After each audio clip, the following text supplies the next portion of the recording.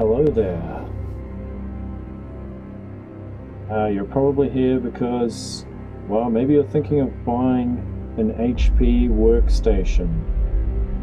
Or maybe it was just the clickbait title. I have 3 workstations lined up.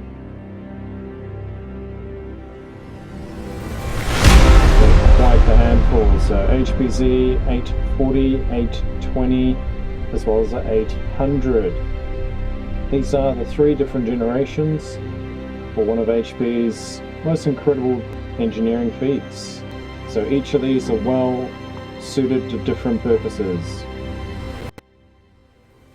Now the 840 comes well equipped. We're talking state of the art. It is a little bit old now, probably about 5 years old, give or take, but still an excellent performer. The 820 coming in at a pretty hard-hitting machine. Very good expandability on that one as well. And then the 800, which is a well-aged machine now. I think these date way back to like 2008, 2009, but still incredible machines. Okay, let's dive into them. Time to get the covers off.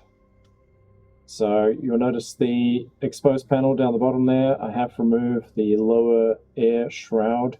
Just gets in the way of modern GPUs. So very, very clean design. You'll notice there's a bit of a transition between them. Going to the Z800, the early generation there, we have a very simplistic CPU fan shroud. It's also got a rather dated GPU in there now, but it really just serves as a server for me. Now, really well designed there. We've got the memory fans, modular power supply there, although fully integrated, very, very easy to maintain. Now, double GPUs in that one. The old 820 serving multi-purposes every once in a while. Notice the SUS and SATA compatible hot swap connectors. Incredibly useful. You can plug in pretty much any drive and they'll just work. Now, lots of PCIe slots on these. Lots of expandability, which is really, really beneficial. Now, a bit of a tight tolerance there. Right now, I've got the RTX 2070 Super, and it is a bit of a tight fit. And that does cause one of the CPUs there to run a little bit warm. So let's dive in. Z800 workstation. Looking first at the cover, the side panel there, we have very detailed instructions on different aspects of computer performance, like memory slot allocation or CPU allocation. So CPU-wise, we've got dual Xeon X5670s version 1, clocking in at 2.93 megahertz there. Quite a lot of RAM feasibility there. You can really, really get crazy on these with your RAM. Right now, just a moderate 48 gigs in this particular example. And don't forget, yes, there are 2 Xeon CPUs in this particular workstation.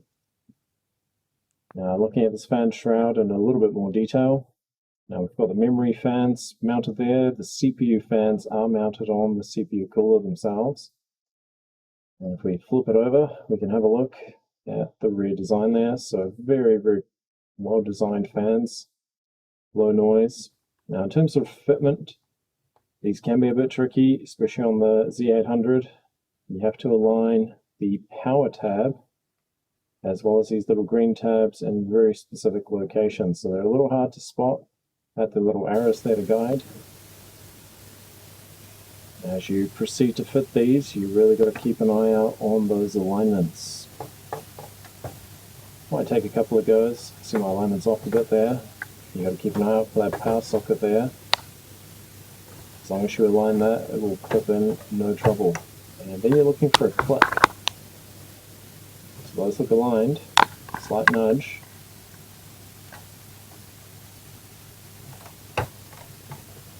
There it goes. Got to make sure both click. Make sure it's secure, but that is the RAM cooling installed. Okay, moving on to power supply. Now, power supply, again, these are really, really well designed. Actually incredibly powerful as well, giving you good expandability. Now if we zone in on this region, you'll see we've got the internal speaker hiding away there, the power supply rear ports, and overall this one's pretty well maintained, not a lot of dust. Could definitely do a bit of a clean out though, and that's the speaker band detail. Now power supply, these are getting a little bit old on the 800, but they're still available on eBay as an example, and pretty well priced. Now in terms of performance, we're looking at an 80 plus silver, 1110 watt. You can ram that up a little bit if you're on a 240 volt main power supply. And there's those terminals there, so you've got to keep an eye on them, make sure that they don't get jammed or fit in a slightly incorrect angle, and the LED indicator on the back there, well worth noting. Now in terms of refitment, they're not too difficult, fairly precise fit. It does take a little bit of a jiggle to get them to slot into the right place. Now you want to give it a firm nudge, get those plugs settled at the back, then you'd hope for a click. There it goes. And that just settles the plugs and gets your power supply reseated nice and flush. Okay, moving on to hard drives. So a couple of empty bays in the top there, but these are completely toolless. You'll notice the little grey tabs.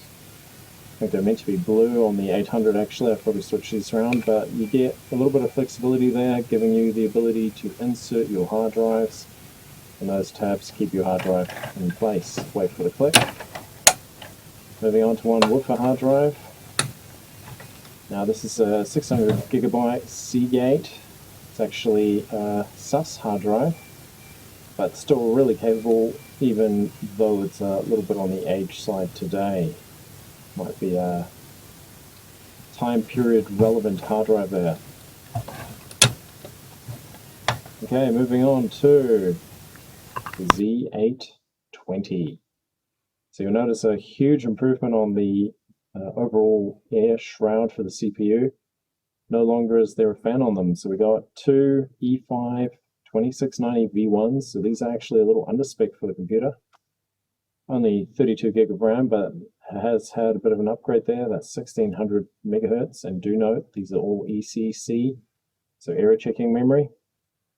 Got a 240 SSD, 240 gigabyte. Scanning through, you'll see quite a lot of fans mounted here. So we've got a few circular fans on the sides to bring in air, and we have the nice traditional fans there pulling in a fair bit of air through those CPU coolers. Now refitment on these is actually easier than the Z800. It's a definite step up. It's a very precise fit, but again you want to keep an eye out for those power plugs. Okay, you see it at the back. Slightly different position to what it was on the 800, but very precise fit. You can nearly not get this one installed incorrectly. You do want to give it a bit of a nudge. I have had several occasions where it doesn't make good contact, and that could be a bit of a pain if none of your CPU fans working. This one's also got some of those Cheetah SAS drives, very powerful. A couple of GPUs there, the K420 Quadro, as well as a EVGA 970. So aged GPUs, but they are very useful.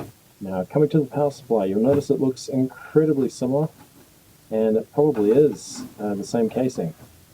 I believe the internals are slightly different. The output has changed ever so slightly. Now this one's a bit more dirty, forgive me. I haven't actually cleaned this one out in a couple of years, but still works as it should, no drama. It's a very similar design, still got that internal speaker. These do tend to wear, but I haven't had to replace one on any of my machines. Now this is a 1125 watt power supply, and again this can bump up to 1275 on 240 volt mains. That is quite the improvement. So you should be able to run most modern graphics cards without any problems. There is one little problem, which is your 8-pin connectors. These do not come with 8-pin power supply connectors standard. Yeah, refitment's not too bad. Just got to position it. Very similar to the 800. Again, give it a nudge, and then make sure your tab is gently forced up. You'll see it locks in just below the base of that black handle there, locks into the chassis. Okay, onto the 840. So slightly more modern title. There is a newer version of this, the Z8, but I don't unfortunately own one of those. They are very expensive at this point. But dwelling into the 840, absolutely beautiful machine. So this one has the E5 2660 V3, couple of those. Very powerful processors. Got 64 gig of DDR4 server RAM, ECC as well, and the 2070 Super that you saw earlier. Now, very dusty, dual Xeons. I promise I cleaned them like a year ago. Definitely due for a bit of a spring clean there. Now, overall, the CPU fan shroud here is incredibly similar to what was available on the 820. I'm not perfectly confident that they are exactly the same, but they might be quite close. Now, if we scan through, you'll notice the design there, very, very similar. We have intricate placement of the fans, very tight tolerances on these. Again, the fans are mounted in the shroud. We have a power connector, and there's no actual fan mounted on the CPU cooler, but very tight tolerance. They've done a very good job getting these to fit so well. Yes, there's the RTX, very hard to come by. So lots of expandability on the memory side. Notice I'm only occupying half of the current available memory, and those are only 8 GB DIMMs.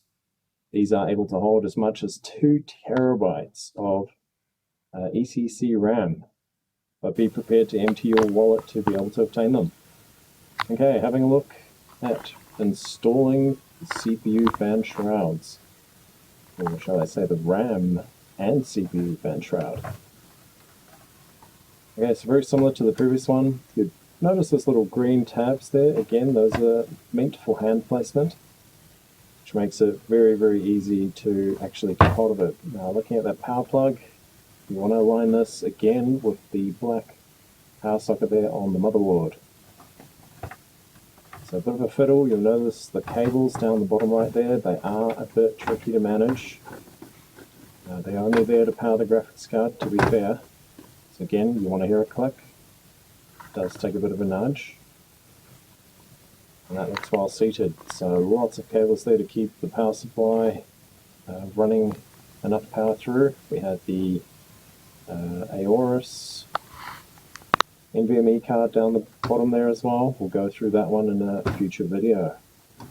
Now, power supply removal, basically identical to the others. Now, specification wise, a very powerful power supply. So this one's relatively tight on the inside. As I say, it was about a year ago since I cleaned this machine out. The CPU fans don't tell the same story, but it does work pretty hard. And there's our internal speaker as well. Don't really use it, but it's nice to have. So in terms of power supply, 1125 watts, and you can peak this one out at 1450 watts on a 240 volt mains power supply. So very, very powerful GPU. I haven't tested more than one GPU in my particular system, mainly because those modern cards, the RTX cards there, take up 3 slots, and there's really only one slot where you can fit that card, which is in the second, or should I say the first 16 PCIe slot. So very challenging to fit those cards in there. My particular one only just fits by about 2 millimeters. Okay, so slotting that one back in, very similar, bit of a nudge. Those connections at the back don't always align perfectly, so it does take a little bit of patience. Usually there's a click. On this one, no click. That's okay, it has seated properly. Just want to make sure it ends up nice and flush there with the body, so that's perfect. Hard drive removal, basically identical. This particular one, I've got a 8TB Western Digital Red Plus NUS hard drive. These are really, really good for long-term usage, and this machine is on every day for probably 12 plus hours. Hard working. Now the side panels. The side panels have incredibly useful information. You've got your general pinouts that are of use, the different setups for the two CPUs. You can run it single or double, but it does change the functionality of those PCIe Express slot services slightly. A little bit better contrast on the 840's panel there with a darker metallic coloring. Very useful, definitely have a look at those. The guidelines there are very useful when it comes to any sort of upgrade, and definitely when it comes to the PCIe slots as well. They're not all able to run everything. There are very specific functionalities for each of those slots. You want to keep that in mind. And as I mentioned earlier, those lower shrouds I've left off. I found they basically don't clear modern GPUs. Even something like that 970 EVGA does not clear. Okay, so very easy to close. Generally you want to do this with two hands.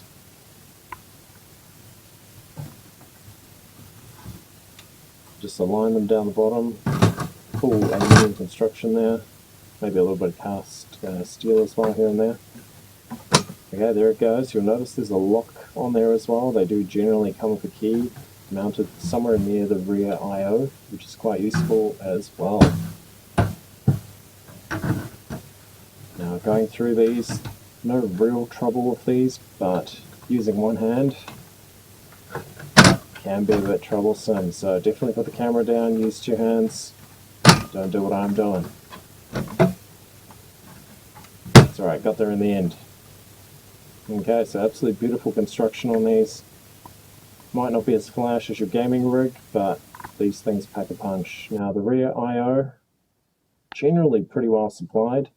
There are some older connections there. You've got two of your Ethernet ports, which is quite useful, but generally very well specified and no troubles. So you've got your audio jacks, you've got USB 2.0 and USB 3.0. Notice the difference between the 840 and the 820. 820's only got a couple of USB 3s. That was a bit of a bottleneck for me. If you're running devices that require higher USB speeds or throughput. And no USB 3 on the Z800. So a quick glance through there again, I'll point out the RACERRRZ card down the bottom there for NVMe expansion. Technically a Gen 4 card. The Z840 only has PCIe version 3.0, so a bit of a bottleneck, but still runs at incredible speeds. And overall, very, very tidy machines. So lots of PCIe Express slots there. Very easy to update and expand. Okay. So you'll notice the random plug there. That's a USB 3 header for the front media panel.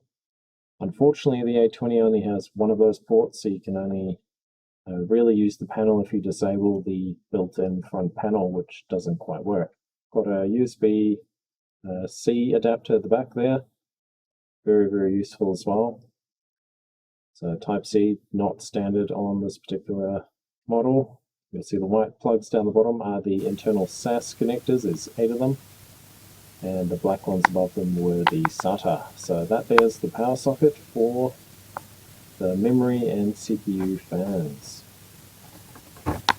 So again, two hands, grab the green tabs, gently insert, check the cables. In this case, cables are a problem, so keep that in mind. These cables are pretty well located normally, but if you are replacing components, you want to go back and just make sure those are resting flat.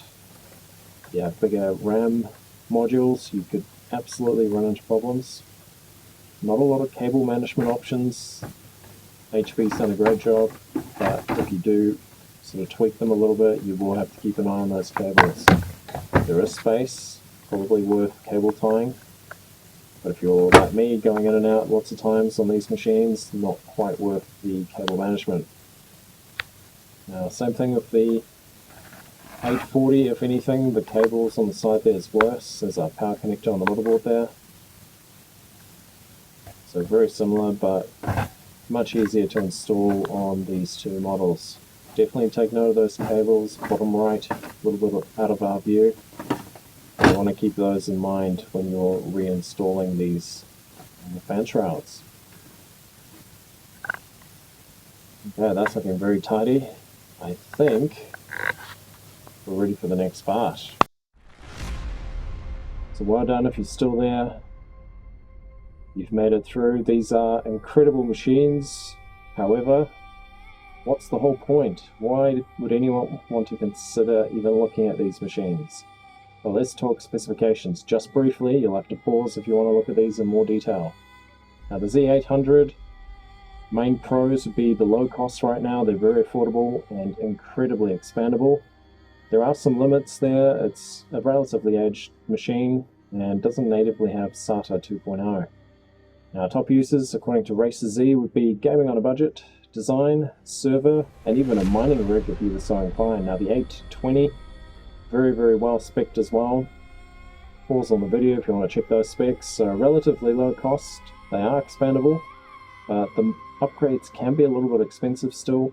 And one major drawback there, you can't natively boot from an NVMe. Same applies to the 800. Now, top RACERRRZ uses would be mid-range gaming. Design, you can top out at about 500 gigs of RAM, and video encoding and rendering works incredibly well for that purpose. Now jumping on to our 840, absolute monster. The specifications on this is no joke. Main pros, it's expandable, and it can natively boot from an NVMe, hence the Aorus Gen 4 powered in there.